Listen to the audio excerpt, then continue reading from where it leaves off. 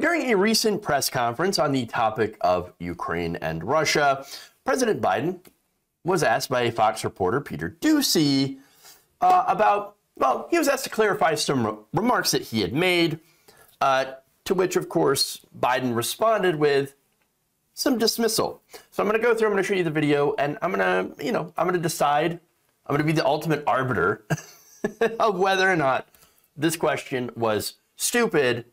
Well, I mean, without further ado, let's do it. It sounded like you told U.S. troops they were going to Ukraine.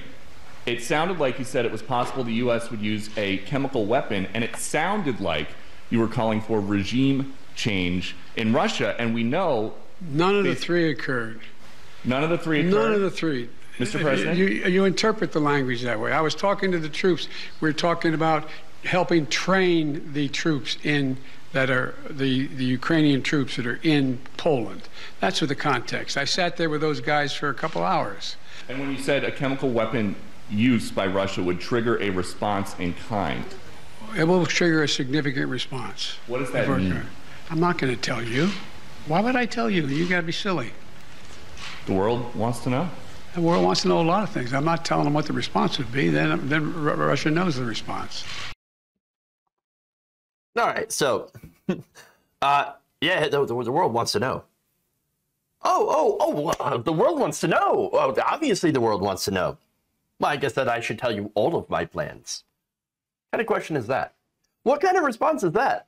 Like, why would you ask me something like to literally give you the response on if Russia violates this, red line, like, and does chemical weapons? Look, odds are they probably don't know exactly what the response would be. I'm sure they have several options. But no, Peter Doocy is like, well, the world wants to know, especially Russia. So, why don't we just tell them? No. Now, look, going to that statement from Biden, I'm glad he clarified because, yes, when he said respond in kind, obviously that gets people a little bit concerned.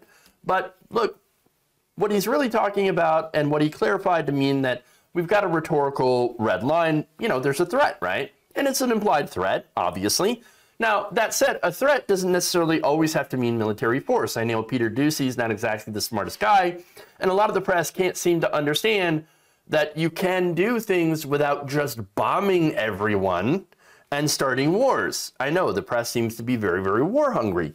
But look, obviously, I don't know what Biden means by, that threat, significant. I hope we don't ever find out. That said, I think, Biden's clarification is fine. I think it's a fine answer. And I do like, honestly, I do like the condescension. I do like it when Joe Biden gets a little testy, shows a little energy, you know what I'm saying? And pushes back on the press, especially when they decide to ask stupid questions. And sometimes they do, by the way. And by the way, I also like it when the press asks the president tough questions as well. That, not really a good question. Not really a tough question. I'll show you one later that it's a little bit better, but also still a little, in my opinion, war hockey. Now, that said, I think it's good that we're not going to use chemical weapons against Russia if Russia uses chemical weapons against Ukraine. You know why? Because that would be a war crime. That would be several war crimes, from a couple of different countries, and then also lead us into a disastrous war that could end with the end of life on Earth if it gets into a nuclear exchange. So I'm glad we're not going in that direction. Now, as far as significant, look, right now the Biden administration has been doing some very tough sanctions against the Russian economy. That's been devastating for them. The ruble is now trading incredibly valued, incredibly low. The Ukrainian resistance on the ground in Ukraine has been very fierce. And now we do have some, I think, positive news when it comes to the quote unquote military operation invasion near Kiev. It looks as though it's possible, at least they're in discussions for a ceasefire. I think that's a good thing. That would be an overall welcome development. But as always, the situation, of course, is fluid. We don't know what's going to happen. And as of right now, even during the talks, Russia has not ceased their attacks.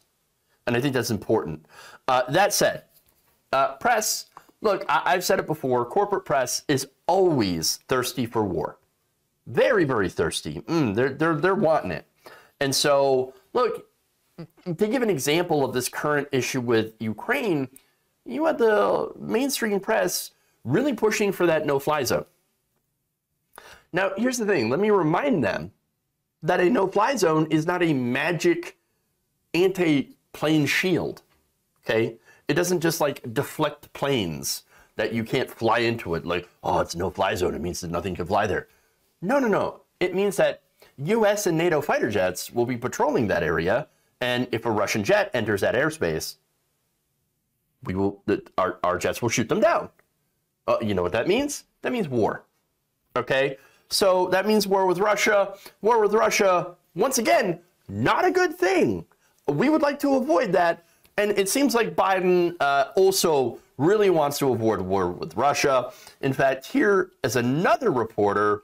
I don't really know her name, but she asks once again for him to clarify some remarks he made about how Putin cannot remain in power.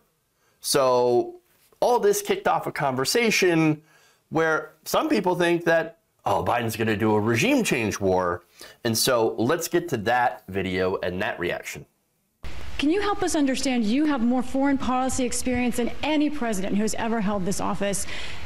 Whether those are your personal feelings or your feelings as president, you understand why people would believe you, as someone commanding one of the largest nuclear arsenals in the world, saying someone cannot remain in power is a statement of U.S. policy. And also, are you concerned about propaganda use of those remarks by the Russians? No and no. Tell me why. You have so much experience. You are the leader of this country. Because it's ridiculous. Nobody believes we're going to take down. I was talking about taking down Putin. Nobody believes that. Number one. Number two, what have I been talking about since this all began? The only war that's worse than one intended is one that's unintended. The last thing I want to do is engage in a land war or a nuclear war with Russia. That's not part of it. I was expressing my outrage at the behavior of this man.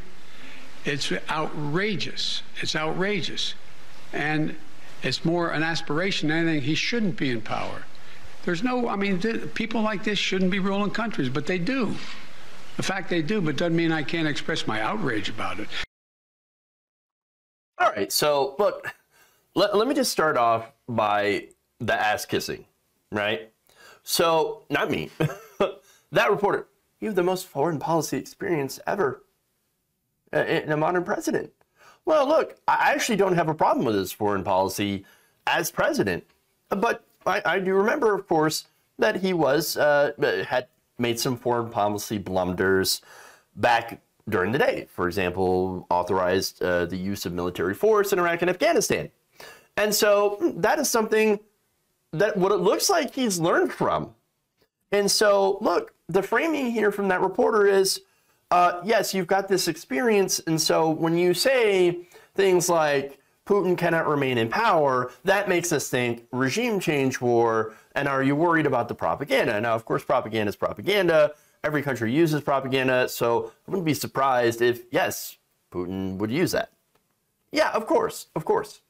But regardless, they would still find something to propagandize about. And so, I don't know. I think, while it is a fair question, because he did say that, it still makes it feel like that you have the press that is like thirsty and just trying to push us, beating the war drums to get us into World War III. And I don't agree with that. I don't think that's a good position to be in. And thankfully, Biden also thinks that it's not a good position to be in. And is very, very clear, very forceful, very aggressive in saying, we are not going to go that route. All right. And so, again, I think he's learned from Afghanistan and Iraq. Those two wars were absolute debacles. And we also, for example, under Obama had Libya. Once again, regime change operation. That turned out to be disastrous for the Libyan people. And so, look, and by the way, I'm not saying that Gaddafi and Saddam were, good people, right? No, it's just an example of how regime change wars don't work. It's true. And so, look, Biden, I think he learned from that. He voted for the Iraq war, but then admitted that it was a mistake, and I think it's good. So, again, he's very aggressive in his response, and I like that he was aggressive, and I like that he was saying, I don't like Putin, I wish he wasn't in power. That's my personal belief. That's not reflective of the foreign policy of the United States. We're not going to invade Russia. We're not going to kick off a war.